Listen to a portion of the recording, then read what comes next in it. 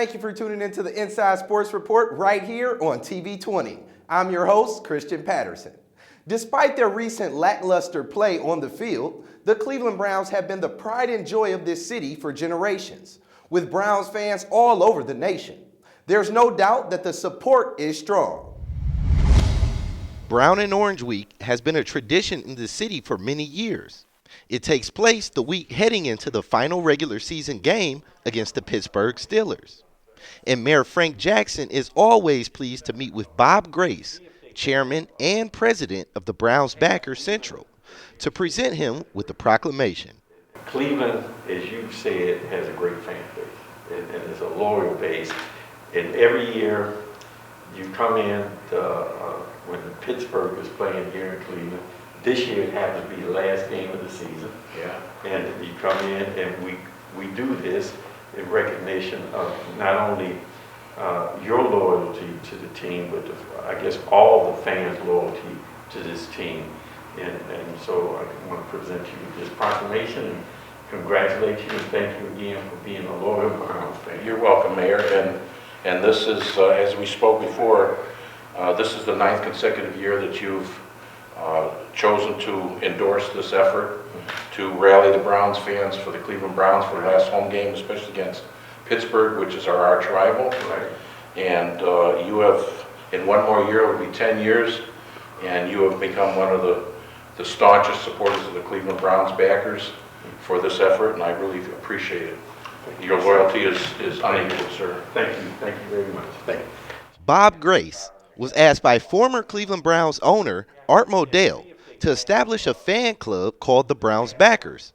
Bob was the founder of the Browns Backers, and to this day is still the chairman. This is the 9th year that Mayor Frank Jackson has given you a proclamation for this. Just talk about the history of that and how appreciative you are for this to be acknowledged. Well, we actually started doing this in 1984, and every mayor since 1984 has embraced this idea. We used to be able to get people from the Browns here and one of the representatives from the Pittsburgh Steelers, and we'd have a bet between the mayor and the mayor of Pittsburgh and the mayor of Cleveland. But Mayor Jackson, since the day he was inaugurated, promised that he would embrace this, and he has. And it's become a very, very good, rich tradition for the Browns backers to look forward to meeting the mayor again and getting the week going. Okay, so in the sports world, Cleveland is known for some of the best fans in sports, period. Just talk about our fanhood here in Cleveland. Well, as you know, working with the mayor, you talk to plenty of people in just about every endeavor of life. And Cleveland people are hardworking people. They're traditional people. They're ethnic people. And the Browns, the Indians, the Cavs, the hockey teams, they're all part of our heritage. It's something that we live and die by. And some people get very depressed when we lose, and it's very hard to have their following week be productive. But the Cleveland Browns are known for their fans. When the Browns backers started in 1984, over a period of 6 or 7 years, we became the largest organized fan club in the entire world. And we still are. Even with the mediocre play that the team has right now, as you know, the stadium is still full every game, so it's pretty obvious that they still have a supportive fan base. Okay, so in other cities, when the teams aren't winning as much, some of those people become bandwagon fans. Talk about how you remain a Cleveland Browns fan all these years. I honestly think that I would feel guilty if I wasn't. This is the way I was brought up. I'm a Clevelander. I'm proud to be from Cleveland. I wouldn't want to live anywhere else. Everything about Cleveland, the new renaissance of Cleveland, which Mayor Jackson is a big part of, has made me very proud to continue to live here. And I don't know what I would do if I couldn't back a Browns team or Indians team or Cavs team. Well, I've got to, witness him going through everything that he's done. Traveling when it was, crunch time for the Save Our Browns. He was traveling all over the country on buses, doing everything they could to try to save them. And, I've gone to every function. I've met a ton of players, and I've just become a huge fan. In a perfect world, if fans could have the input on who the franchise should draft, Bob Grace wouldn't mind voicing his opinion on who the Browns should take this year in the draft. I'd go for a game maker, which would be a wide receiver, a tall, athletic, sure-handed wide receiver, somebody that's intelligent that could read routes, somebody that could communicate with the quarterback just on a thinking level instead of doing it on paper, where, you know, like in the Bernie Kosar days, those boys didn't have to do anything and they just went out and did it. Come back to the ball if they're covered. If the quarterback's running around ready to get sacked, you got to come back in and help them. My next thing, I would go for probably another offensive lineman, a big one that could help protect the quarterback a little bit. And then I'd switch over to the defensive side. Their defensive line is really lacking. You know, Sheldon can't do it all himself. He's a rookie. He's got a lot to learn. In 1995, after Art Modell moved the Browns to Baltimore, Bob Grace was asked by Cleveland Mayor Michael White to lead the crusade as chairman of the Save Our Browns campaign. Bob led the back-breaking campaign against the NFL that ultimately brought the team back to Cleveland, Ohio, where it belonged. So Bob Grace is embedded in Cleveland sports history, and we're forever grateful for what he did for the city of Cleveland. John Hay's basketball program has had a lot of success over the years, not only on the court, but also keeping their players in the books and sending them to colleges and universities. From Charles Oakley to Ruben Patterson, John Hay has produced some very talented players over the years. With a strict academic curriculum, John Hay prides himself on student athletes, noting that being an excellent student is first and excelling in athletics is second. Well, here we have mandatory study tables, first hour of practice. School lets out here at 3:19. We get them that 11 minute to get their stuff, get settled in. Study tables start from 3:30 to 4:30. Study tables there for a reason. There's absolutely no talking during our study tables. They have to be primary focus. If they don't have homework to do, makeup classwork, then they have books they have to bring in and read.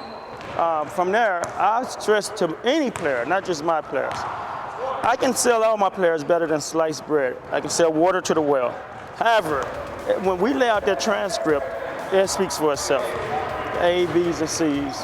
All your letter grades speaks for itself. At that point, I sit back and have to keep quiet.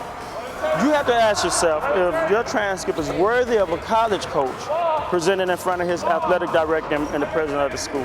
Because that's what he has to show them. And gratefully, so far, a lot of my players have had success in that area with Devin Carter at Lehigh, Maurice Oldfield at Arizona State University. So therefore, my students are presenting their transcript when they're taking it to the president of the schools or the athletic director. I want that college coach to be able to put our kids' transcripts on top. I say, look, I have all these good students coming in. I may have one or two with the transcript that is not worthy. So that transcript, with the new NCAA rules changing, I tell the students all the time, 75 to 85% of the students are not going to play at the next level. A lot of times, not because they don't have the athletic skills, but because they didn't have the academic skills to back up their athletic skills. But the great thing about the program is it's continuing to get calls from college coaches. And as long as I'm getting calls from college coaches interested in our players coming to play at the next level on the National Signing Day, February 3rd, I think it is this year, and all my seniors at the table, the 3 seniors, that will inspire my juniors to continue to work hard to see the bigger picture at the end of the road. And I do have all 3 of my seniors looking like they're going to be landing somewhere within the next week or 2. Because, you know, schools want student athletes. And as much as Coach Sanders preaches education to his young men, I'm sure they get the message. For me, education is everything to me. I mean, it does say student athlete, so of course you got to get your books, make sure your grades right. I was never, all 4 years, I was never eligible in any of my years. Always kept a 3.8 or higher in all the rest of my whole high school career. So, I mean, education is the key to everything, key to success. These young men hit the books hard so they can be successful and prevail on the next level. And when it comes to the basketball court, they put the needed work in there as well. We go through our regular warm-up routine. Then we're going to look at we may look at defensive slide from that corner to that corner, to this corner, to that elbow, that corner, all the way across, and just keep it going. Just keep it going, the right defensive slide. And then we'll look at, before we do any of that, we're going to go through the suicides. We're going to go through the 3-on-2, 2-on-1. Hey, but here I can't have no flimsy type layups. I can't have people over challenging layups. Why? We cannot afford to what? The injury before tomorrow's game. I really don't like to go as hard because we have a game tomorrow, but I do need us to have focus. When we say bring it in, that means bring it in. When we say go hard, that means go hard in your run and stuff, gain speed. Everybody got it? All right, let's start from the baseline down. All right, everybody bring it in. Bring it in for 1 second. Hey, we're not going to overdo things because of the game tomorrow. So we don't want to overextend ourselves. But for the most part, it's important that we get the walkthroughs through. And here, my wife texted me. I told her to text me, find out how many turnovers we had at halftime. She texted me that we had 5 turnovers. And she said, yeah, I was a little upset because we had y'all had 5 turnovers the first half. Then I showed her the book of TCC and Walsh Jesuit. I showed her the difference. What was the difference? 5 to what? 14. I'm saying at halftime, 5 to like 14. I said, that's progress. That makes sense? Now we got to get it down to 3 in the first half. And the most important part of doing the 3 turnovers is important that we don't come down on each other because of a turnover. We cannot lose that drop-off mentally knowing that we have 3 more quarters to play because of a turnover. That makes sense? Practice has been very serious, like no plan, no talking when coach talking, like we all in, everybody listens, and we go hard every day. Coach Sanders is well aware that he has to get his team mentally and physically ready for their matchup against East Tech, the #1 team in the Senate. Turnovers and minor mistakes could cost them a very important game. You know, they have hit their stride right now, East Tech. And I keep telling my boys that we're facing East Tech tomorrow. We just want our effort and focus to be there. And if that's there, we're going to have some success. It's not like the team is unbeatable. No team is unbeatable. Therefore, you know, it can happen, but it got to be up to us. It has to be up to us, not the player. I mean, not the other team. We cannot afford to make mistakes against a team like East Tech. And we have to capitalize on any mistakes they make. They have a young stud named Markel. And I think that Markel is, I rarely say this about athletes, but the ones I've said about is coming to fruition. He's an NBA quality type player, I think. If he keeps going the course he's going, stand focused, he could make it to the league. And I don't say that about too many players. But you know, we're going to have to do what we can to slow him down. Like I told my players, it's hard to stop a great athlete like him. But if we can slow him down and get him gassed out, then I think it can play into our favor. This whole week we prepared hard for East Tech. We know they're a great team, and they got they star Markel. But I think we'll be able to hold them down and come out with a win. Well, we just remind them about the goals they set at the beginning of the year and the process it takes to achieve them. You know, dream without goals and details on getting those goals accomplished. It's just a dream. Thank you for tuning into the Inside Sports Report. Make sure you continue to tune in each and every week for an inside scoop on your Cleveland sports scene. And stay tuned for the bottom line up front with City of Cleveland Media Relations Director Dan Williams.